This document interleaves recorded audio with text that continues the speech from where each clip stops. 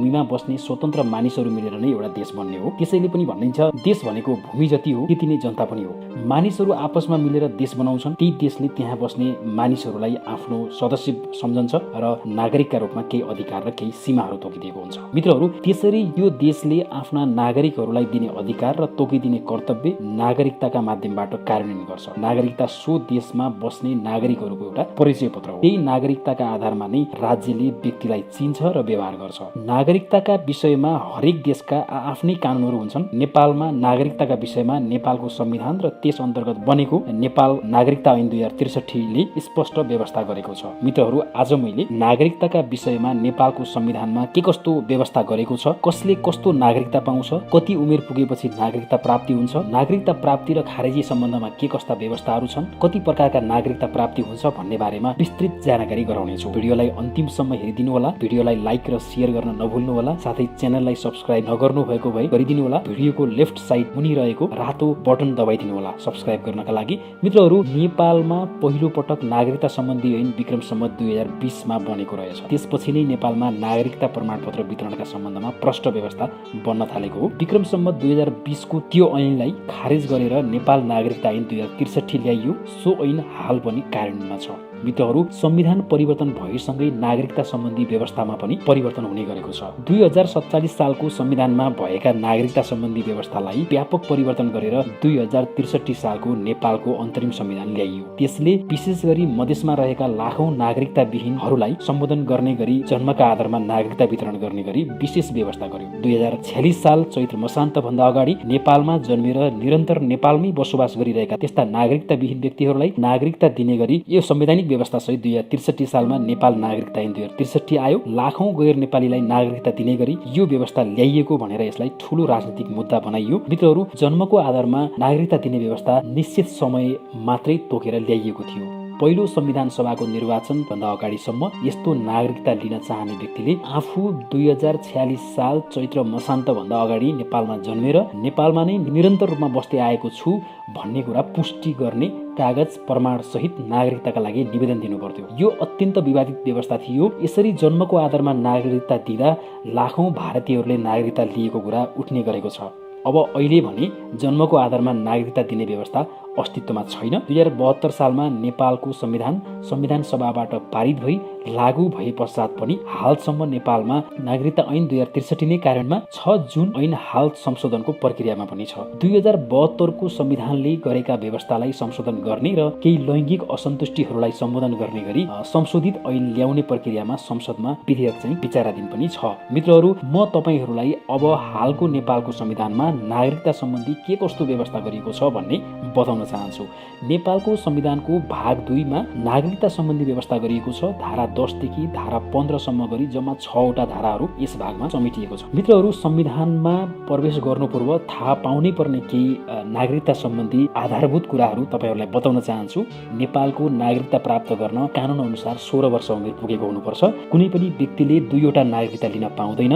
बसाइसराई गर्ने व्यक्तिले पुरानो ठाउँको नागरिकता जिल्ला प्रशासन कार्यालयमा बुझाएर मात्रै नयाँ नागरिकता प्राप्त गर्न सक्छ। कुनै अन्य देशको नागरिकता लिने नेपाली नागरिकको नेपाली नागरिकता स्वतः रद्द हुन्छ। सो नागरिकताको प्रयोग गरी कुनै काम गर्नु त्यसपछि गैर कानुनी मानिन्छ र कारबाही पनि हुन्छ। नागरिकता त्याग्न चाहनेले नेपालमा भए सम्बन्धित जिल्ला प्रशासन कार्यालयमा निवेदन दिनुपर्छ वा विदेशमा भए सम्बन्धित देशमा रहेको नेपाली दूतावासमा निवेदन दिएको हुनुपर्छ। एक पटक नागरिकता त्यागेको व्यक्तिले चाहेमा विदेशी नागरिकता त्यागेको प्रमाण सहित निवेदन दिएमा पुनः नेपाली नागरिकता प्राप्त गर्न सक्छ। वंशज र वैवाहिक अंगीकृत नागरिकता लिन वडा कार्यालयको सिफारिस र अन्य प्रमाण सहित सिडिओ कार्यालयमा निवेदन दिएको हुनुपर्छ भने अन्य अंगीकृत लगायतका नागरिकताका लागि मन्त्रालयमै निवेदन दिनुपर्छ। सम्मानार्थ नागरिकताको विषयमा भने मन्त्री परिषदले निर्णय गर्छ। मित्रहरू, नागरिकतामा भएका सानातिना त्रुटिहरू जस्तै नामका बीचमा मिडल नेम बढी परेको अथवा हटाउनु परेकोमा चाहिँ अथवा त्यसलाई थप्नु परेकोमा र जस्तै एजुकेसन सर्टिफिकेटहरूमा भएको उमेरसँग मिल्ने गरी उमेरलाई चाहिँ समायोजन गर्न पर्यो भने सिडिओ कार्यालयमा निवेदन दिन सकिन्छ। तपाईको पुरानो नागरिकता लिएर तपाईलाई सिडिओले नयाँ नागरिकता दिन्छन्। यदि झुटो विवरण दिएर विदेशीले नागरिकता लिएको रहेछ भन्ने नागरिकताबाट हटाउने अधिकार नेपाल सरकारलाई छ। यस्तो गर्नेलाई 5 वर्षसम्म कैद र 1 लाख रुपियाँसम्म जरिवानाको सजाय हुन्छ। यसरी झुटो नागरिकता दिलाउन सघाउनेलाई पनि 3 वर्षसम्म कैद र 50,000 रुपियाँसम्मको जरिवानाको व्यवस्था छ। नक्कली नागरिकता बनाउनु, नागरिकतामा लेखिएको विवरण केरमेट गरी आफू खुसी सच्याउनु, झुटो विवरण दिई नागरिकता लिनु दण्डनीय कार्य हुन्। यसरी नागरिकता लिन सहयोग गर्ने, जानी नागरिकता दिने र त्यसो गर्ने प्रयाससम्म गर्ने व्यक्तिलाई पनि कैद सजाय हुन्छ। मित्रहरू, नेपालको संविधानको भाग 2 मा सिटिजनसिप सम्बन्धी व्यवस्था छ। यसमा धारा 10 ले कुनै पनि नेपाली नागरिकलाई नागरिकताबाट वञ्चित नगरिने ग्यारेन्टी गरेको छ। तपाईको 16 वर्ष उमेर पुगेको छ र नेपालको नागरिकता पाउन तपाईँ योग्य हुनुहुन्छ भने तपाईलाई नागरिकता पाउनबाट कसैले पनि रोक्न सक्दैन। मित्रहरू, नेपाल संघीयतामा प्रवेश गरेपछि यो संविधान बमोजिम वितरण गरिने नयाँ नागरिकतामा तपाईको प्रदेशको पहिचान पनि उल्लेख गरिएको हुन्छ। तर नागरिकता सम्बन्धी सम्पूर्ण अधिकार भने संघीय सरकारमा हुन्छ। त्यसैले यसलाई प्रादेशिक पहिचान सहितको एकल संघीय नागरिकता चाहिँ भनिन्छ।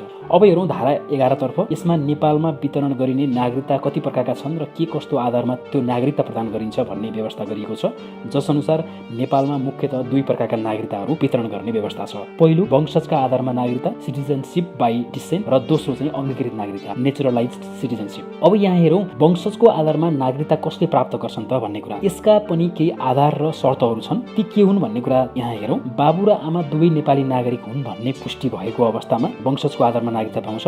बाबु र आमा को हुन् भन्ने पुष्टि नभएको तर नेपाली भूमिमा फेला परेको कुनै नाबालक छ भने उमेर पुगेपछि उले वंशजको आधारमा नागरिकता पाउँछ।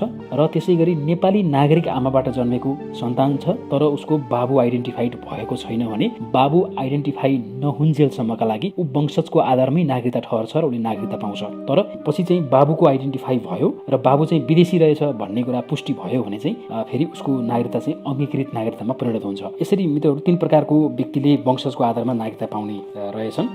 अब अंगीकृत नागरिकता जसलाई नेचुरलाइज सिटिजन पनि भनिन्छ, यो कस्तो व्यक्तिलाई प्रदान गरिन्छ त भन्ने तर्फ हेरौँ। संविधानको धारा 11 को उपधारा 6 र 7 मा यस सम्बन्धी व्यवस्था गरिएको छ। अंगीकृत नागरिकता प्राप्त गर्ने मुख्य आधार चाहिँ वैवाहिक सम्बन्ध हो। यसमा विदेशी महिलाले यदि नेपाली नागरिक पुरुषसँग विवाह गरेकी छन् भने ती महिलाले चाहेमा नेपालको अंगीकृत नागरिकता पाउँछिन् तर उनले विदेशको आफ्नो पुरानो नागरिकता चाहिँ त्याग गरेको हुनुपर्छ।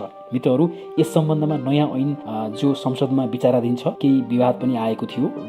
विवाह गरे लगत्तै नेपाली नागरिकता दिने कि 7 वर्षसम्म परीक्षण कालका रूपमा राखेर नागरिकता दिने भन्ने विवाद उठेको थियो। संसद स्थगन छ। संसद बैठक सुरु भएपछि यसमा पुनः चर्चा पक्कै हुने नै छ। मित्रहरू, तपाईहरुलाई के लाग्छ यो विषयमा तपाईहरुले कमेन्ट पनि गर्न सक्नुहुन्छ। मित्रहरू, त्यसैगरी यदि नेपाली नागरिक महिलाले विदेशी पुरुषसँग विवाह गरेकी रहेछन् भने सो पुरुषले चाहिँ विदेशी नागरिकता त्यागेर नेपाली नागरिकता लिन चाहे पनि पाउने व्यवस्था चाहिँ छैन र यो पनि एउटा विवादास्पद विषय हो। यसमा लैंगिक समानताको कुरा उठ्ने गरेको छ। तर उपधारा 7 मा देख्न सकिन्छ विदेशी नागरिकसँग बिहे गरेकी नेपाली महिलाबाट जन्मेको सन्तान यदि नेपालमा स्थायी रूपमा बसेको छ र विदेशी बाबुको नामबाट विदेशमा नागरिकता लिएको छैन भने उसले नेपालको अंगीकृत नागरिकता पाउँछ भन्ने व्यवस्था छ। तर यदि त्यो विदेशी बाबुले कुनै तरिकाले नेपाली नागरिकता प्राप्त गर्यो भने चाहिँ बाबु आमा दुवै नेपाली नागरिक भएको नाताले सो सन्तानले फेरि अंगीकृत नभई वंशजको आधारमा नागरिकता पाउँछ। त्यसैगरी मित्रहरू, अंगीकृत नेपाली नागरिकता प्राप्त गर्ने अर्को पनि एउटा आधार छ। त्यो कुरा चाहिँ नागरिकता ऐनमा उल्लेख गरिएको छ। नेपालको विभिन्न क्षेत्रमा योगदान पुर्याएको व्यक्ति, नेपालको कुनै मातृभाषा बोल्न र लेख्न जान्ने, लगातार 15 वर्ष बसोबास गरेको नेपाली नागरिकलाई पनि अंगीकृत नागरिकता दिने कानुनी व्यवस्था भएको वा त्यस्तो प्रचलन भएको, मुलुकको नागरिक भएको र सो देशको नागरिकता त्यागेको, असल चालचलन भएको, मानसिक रूपले स्वस्थ भएको व्यक्तिलाई चाहिँ नेपालको अंगीकृत नागरिकता दिन सकिने खालको व्यवस्था कानुनमा छ। तर त्यस सम्बन्धी विषय चाहिँ नेपाल सरकारले निर्णय गरेर मात्रै हुन्छ, सिडिओले गरेर हुँदैन। यति कुरा बताइरहँदा तपाईहरुलाई लाग्न सक्छ वंशज र अंगीकृत नागरिकतामा फरक चाहिँ के हुन्छ त? मित्रहरू, यही संविधानको धारा 289 मा हेर्न सक्छौं। हामीहरुले भिडियोलाई पज गरेर पनि हेर्न सक्नुहुन्छ। वंशजको नागरिकता प्राप्त व्यक्तिले मात्रै केही पदहरू प्राप्त गर्न सक्छन् यो संवैधानिक व्यवस्था बमोजिम। साथै केही संवैधानिक निकायमा नियुक्ति पाउन पनि अंगीकृत नागरिकताधारी नागरिकले केही निश्चित समय पार गरेको हुनुपर्छ। यसरी यी 2 खालका नागरिकताको भिन्नता बुझ्न सकिन्छ। मित्रहरू, साथै बुझ्नुपर्ने कुरा यो छ कि अंगीकृत नागरिकता भएका बाबु आमाबाट जन्मेका सन्तान चाहिँ वंशजकै आधारमा नागरिक हुन्छन्। अंगीकृतका सन्तान फेरि अंगीकृत नै हुन्छन् भन्ने होइन। अंगीकृत बाबु आमाका सन्तान चाहिँ वंशजका आधारमा नागरिक ठहर्छन्। मित्रहरू, नेपालको संविधानले एउटा विशेष खालको नागरिकता सम्बन्धी व्यवस्था पनि गरेको छ। यदि कुनै विदेशी व्यक्ति प्रख्यात छ, नेपालको पहिचानलाई विश्व सामु पुर्याउन विशिष्ट योगदान गरेको छ भने उसलाई सम्मानपूर्वक सम्मानार्थ नागरिकता अथवा अनररी सिटिजनशिप प्रदान गर्न सकिन्छ। यो सम्बन्धी निर्णय चाहिँ नेपाल सरकार मन्त्री परिषदले गर्छ। त्यसैगरी नेपालभित्र गाभिने गरी कुनै नयाँ क्षेत्र प्राप्त भयो भने पनि त्यहाँ बसिरहेका व्यक्तिहरूलाई नागरिकता दिने व्यवस्था छ। कस्तो नागरिकता हुन्छ उनीहरूलाई दिने भन्ने कुरा चाहिँ आवश्यकता अनुसार कानुन बनाएर दिन सक्ने व्यवस्था छ। मित्रहरू, अब संविधानको धारा 12 मा हेरौँ। यसले पहिलो पटक वंशजका आधारमा नेपालको नागरिकता पाउने व्यक्तिलाई लैङ्गिक पहिचान सहितको नागरिकता दिने व्यवस्था गरेको छ।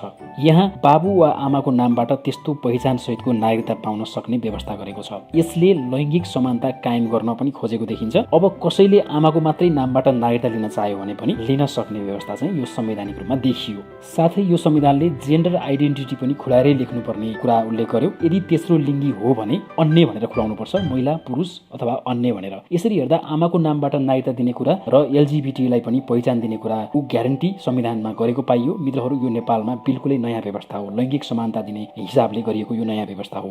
त्यसैगरी मित्रहरू, धारा 14 मा हेरौँ, जहाँ यो संविधानले पहिलो पटक गरेको व्यवस्था छ। एनआरएनलाई सिटिजनशिप दिने कुरा छ। यहाँ साउथ एसियन देशभन्दा अन्य विदेशमा गई नेपाली नागरिकता त्यागेर विदेशको नागरिक भएका व्यक्तिहरू वा तिनका सन्तानहरू गैर आवासीय नेपालीलाई दोहोरो नागरिकता दिने गरी र उनीहरूको हकमा यो व्यवस्था ल्याइएको हो। यो नागरिकताका केही विशेषताहरू छन्। मित्रहरू, यो सार्क मुलुकमा गएर बसेका एनआरएनका हकमा लागू हुँदैन, अर्थात् उनीहरूले यो नागरिकता पाउँदैनन्। यो चाहिँ 3 पुस्ताभित्र मात्रै लागू हुन्छ। 3 पुस्ता अघि नै नेपाली नागरिकता त्यागेर विदेश गएर बसेका नागरिकहरूका हकमा चाहिँ यो कुरा लागू हुँदैन। यो नागरिकता प्राप्त गर्ने व्यक्तिहरूले उनीहरूले त्यो विदेशको नागरिकता त्यागिरहनु पर्दैन, अर्थात् दोहोरो नागरिकता ग्रहण गर्न पनि सक्ने व्यवस्था संविधानले गरेको छ। मुख्य कुरा, गैर आवासीय नेपाली नागरिकता ग्रहण गर्ने व्यक्तिहरूले इकोनोमिक, सोसियल र कल्चरल राइट मात्रै उपभोग गर्न पाउँछन्। पोलिटिकल राइट जस्तै इलेक्सनमा भोट गर्ने, उम्मेदवार बन्ने जस्ता राइट पाउँदैनन्। साथै सरकारी जागिर गर्ने, कुनै पदमा नियुक्ति लिने कुरा पनि यो नागरिकताधारी व्यक्तिहरूलाई छुट हुने छैन। विशेष गरी विदेशमा गएर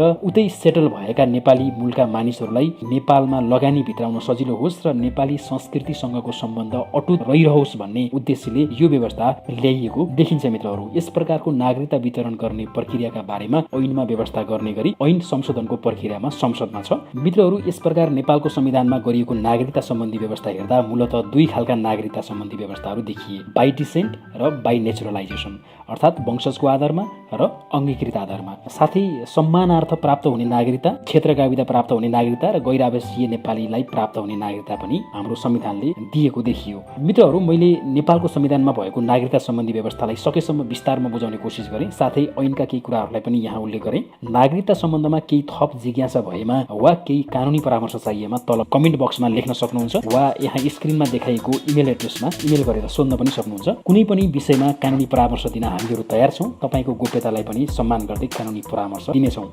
यतिन्जेल हामीलाई हेरिदिनु भयो, सुनिदिनु भयो, यहाँहरूलाई धेरै धेरै धन्यवाद। भिडियोलाई लाइक, सेयर गरी च्यानललाई सब्स्क्राइब पनि गरिदिनु होला। बिदा चाहन्छु। फेरि भेटौँला। नमस्कार।